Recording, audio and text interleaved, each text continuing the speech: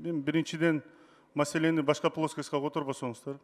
Маселе 5%-ды өзүнүн ирети менен каралсын дегенди талапты коюп атабыз. Ооба, көп жолу биз жолугушуу болдук. Бир караңыз, мейли келип калыптыр. Бир караңыз. Ким кандай позициясын жалпы жыйын чечсин. 5-ге, 7-ге жалпы жыйын чечсин. Бирок сиз эмес. Комитет милдеттүү караганга дептир биз сунуш бергенбиз.